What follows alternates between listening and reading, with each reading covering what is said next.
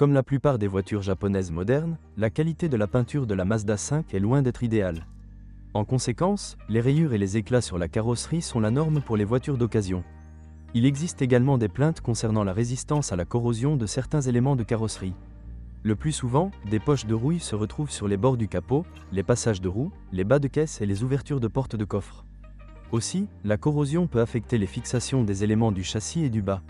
Si, lors de l'inspection de la voiture, aucune poche de corrosion n'a été identifiée, cela signifie que le vendeur a effectué une préparation avant la vente, sur laquelle, en règle générale, il essaie d'économiser de l'argent. Nous pouvons donc conclure que la réparation n'a pas été effectuée. Efficacement, les zones à problème sont repeintes sans éliminer les poches de corrosion.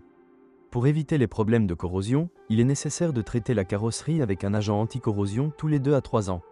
L'expérience d'exploitation a montré que les moteurs à essence sont très fiables et ont une durée de vie considérable. La ressource déclarée est de 350 000 km, mais il existe des exemples qui ont déjà parcouru plus de 400 000 km. Si nous parlons d'inconvénients courants, ceci inclut une consommation d'huile accrue, une durée de vie courte des joints d'huile et du thermostat jusqu'à 100 000 km. Sur une voiture avec un kilométrage supérieur à 100 000 km, vous devez surveiller l'état des puits de bougies d'allumage et si de l'huile commence à y apparaître, vous devez serrer le couvercle de soupape pour remplacer le joint. Le moteur 1.8 a fait ses preuves non seulement dans ce modèle, mais également dans la Ford Focus 2. Le principal problème de ce moteur est le régime de ralenti flottant. Dans la plupart des cas, le problème est éliminé en rinçant le papillon des gaz dans de rares cas.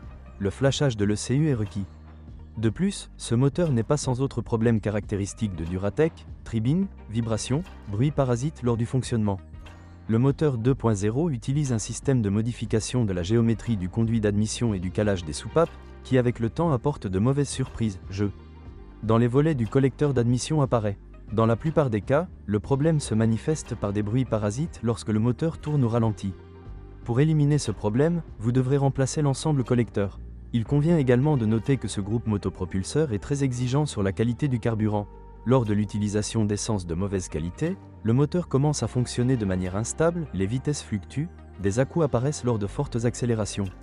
Rare pour notre marché, donc statistique à ce sujet il n'y a pratiquement aucun point faible.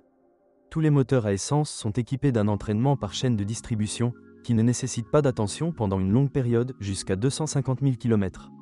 Lors de l'achat d'une voiture équipée au GPL, vous devez tenir compte du fait que le mécanisme de distribution de gaz n'a pas de compensateurs hydrauliques, ce qui signifie que vous devrez régler les soupapes tous les 50 000 km. Lorsque le groupe motopropulseur fonctionne à l'essence, la procédure est effectuée une fois tous les 150 à 160 000 km. Si cela n'est pas fait, l'épuisement des soupapes est inévitable. Contrairement au groupe motopropulseur à essence, les moteurs diesel utilisent un entraînement par courroie de distribution. L'intervalle de remplacement de la courroie est de 100 à 120 000 km, au même kilométrage il faut changer la pompe. Le talon d'Achille des moteurs diesel est le filtre à particules, il s'encrasse rapidement. Le problème se manifeste le plus souvent dans les voitures qui circulent dans les mégapoles et parcourent de courtes distances. Le remplacement d'un filtre à particules coûtera entre 400 et 700 $ américains. Comme la plupart des voitures diesel, la Mazda 5 utilise un système d'injection à rampe commune. En règle générale, dans nos réalités, les injecteurs de carburant, Denso installés en usine, ne sont pas durables jusqu'à 10 000 km, mais le coût de leur remplacement peut être désagréablement surprenant, environ 500 $ américains. De plus, lors de l'utilisation de carburant diesel de mauvaise qualité, la pompe d'injection de carburant et la vanne EGR tombent en panne prématurément. Un autre problème sérieux est l'usure des joints toriques sous les injecteurs. Ce défaut est dangereux car il accélère l'usure du moteur. Plus près de 200 000 km, le volant bimasse et la turbine doivent être remplacés. La Mazda 5 est équipée de 2 types de boîtes de vitesses, des transmissions manuelles à 5 et 6 vitesses et une transmission automatique Tiptronic à 5 vitesses. Toutes les unités sont très fiables et causent rarement des désagréments à leurs propriétaires. Même l'embrayage mécanique, s'il est utilisé avec précaution, peut durer plus de 100 000 km. Certains propriétaires constatent un problème avec l'électronique, erreur du circuit solénoïde, de la transmission automatique, la boîte passe en mode d'urgence, dans lequel seules les premières, deuxième, troisième vitesses ou seulement la troisième vitesse fonctionnent. Parfois, le problème peut être résolu en retirant la borne d'alimentation de la batterie pendant 5 à 10 minutes. Le fabricant affirme que l'huile de la transmission automatique est conçue pour toute la durée de vie de l'unité. Cependant, de nombreux experts ne sont pas d'accord avec cela et recommandent fortement aux propriétaires de changer l'huile et le filtre au moins une fois tous les 100 à 120 000 km, afin de prolonger la durée de vie de la boîte de vitesse. En mécanique, l'intervalle de vidange d'huile est de 80 à 100 000 km. À l'avant, une suspension indépendante de type McPherson est utilisée et à l'arrière, une suspension indépendante de type E avec amortisseurs inclinés et ressort bas. Cette conception permet espace maximum pour placer la troisième rangée de sièges. Les avantages de la Mazda 5 incluent un châssis bien équilibré qui offre un haut niveau de confort et une bonne maniabilité. Quant à la fiabilité des éléments du châssis, tout n'est pas si rose. Le plus souvent, les jambes de force et les bagues stabilisatrices sont gênantes. Leur durée de vie est de 20 000 à 40 000 km. De nombreux propriétaires résolvent le problème en installant des bagues en polyuréthane. De plus, les supports de jambes de force et les bras transversaux de la suspension arrière ne sont pas réputés pour leur durabilité, ils sont changés tous les 40 000 à 70 000 km. Souvent, après 80 000 km, il est nécessaire de changer les amortisseurs arrière pour les propriétaires qui abusent de la capacité de la voiture. Les jambes de force peuvent devenir inutilisables même avec un kilométrage allant jusqu'à 50 000 km. Les éléments restants du châssis, s'ils sont utilisés avec soin, peuvent parcourir jusqu'à 150 000 km. Ainsi, par exemple, les blocs silencieux des leviers avant parcourent en moyenne environ 120 000 km, les rotules 120 à 150 000 km. La direction présente aussi souvent des surprises.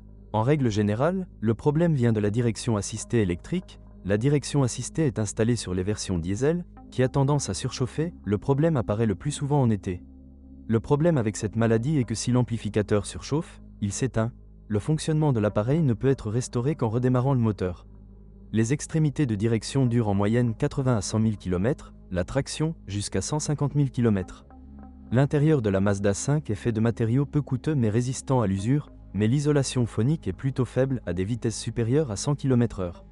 L'intérieur devient assez bruyant. Si l'on compare le 5 avec ses concurrents, la particularité de ce modèle est que même les passagers adultes peuvent s'installer assez confortablement dans la troisième rangée.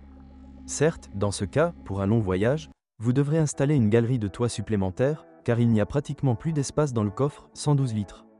Quant à la fiabilité des équipements électroniques, en règle générale, cela ne pose aucun problème. Si vous êtes propriétaire de ce modèle de voiture, veuillez décrire les problèmes que vous avez rencontrés lors de l'utilisation de la voiture. Peut-être que votre avis aidera les lecteurs de notre site lors du choix d'une voiture. Bonjour les amis, vous cherchez une voiture d'occasion? Vous devez prêter attention au site web carm.pro. Carm.pro est grand catalogue de voitures, moteurs, boîtes de vitesse. Et le meilleur, c'est que vous pouvez trouver des informations sur les pannes de n'importe quelle pièce. Complètement gratuit. Allez sur le site web carm.pro et découvrez tous les éventuels points faibles des voitures d'occasion.